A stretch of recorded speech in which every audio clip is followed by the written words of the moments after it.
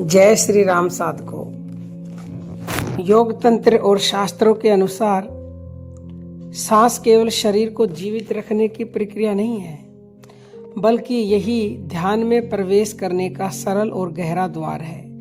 जब साधक बिना किसी रोक टोक के केवल अपनी श्वास को देखना शुरू करता है, वहीं से ध्यान का जन्म हो जाता है। जैसे जैसे सांस शांत और धीमी होती जाती है, वैसे वैसे मन की चंचलता अपने आप थमने लगती है। क्रोध, भय, प्रेम या आनंद, हर भावना की अपनी एक श्वास होती है और श्वास को समझ लेने से भावनाओं पर भी स्वाभाविक नियंत्रण आ जाता है। शास्त्र कहते हैं कि श्वास केवल हवा नहीं, बल्कि प्राण शक्ति का वह वाहक है जो शरीर और मन दोनों को संचालित करती है। जब श्वास नाभि तक गहराई से पहुंचती है तो मणिपुर चक्र सक्रिय होता है, जिससे आत्मविश्वास, साहस और आंतरिक शक्ति का विकास होता है।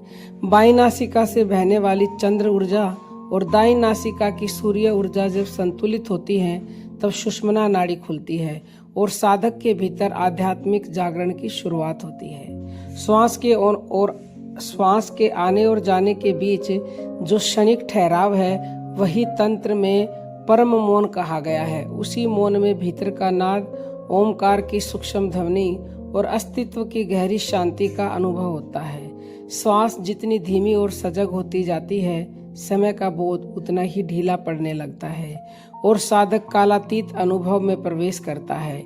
यही वह अवस्था है जहाँ कुंडलिनी शक्ति के जागरण और ऊर्ध्वगमन की संभावना बनती है। स्वास्थ्य की दृष्टि से भी श्वास एक प्राकृतिक औषधि है।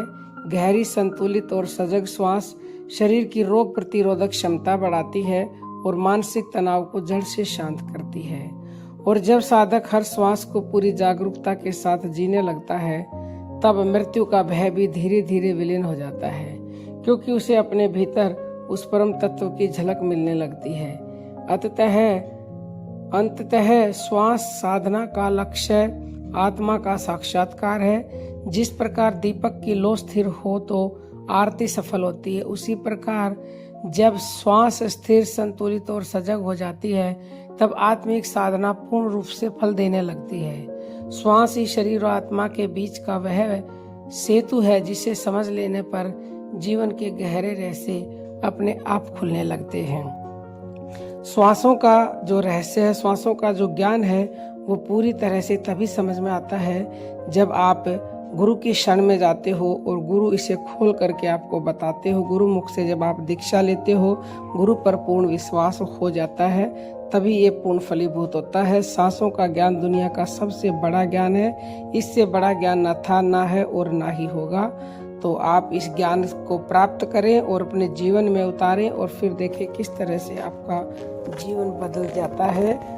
और ये सांसों का ज्ञान यदि आप सीखना चाहते हो, प्राप्त करना चाहते हो, दीक्षा लेना चाहते हो ऑफलाइन आकर के, तो कल दिल्ली में 11 जनवरी का सत्संग है, वहाँ आइए।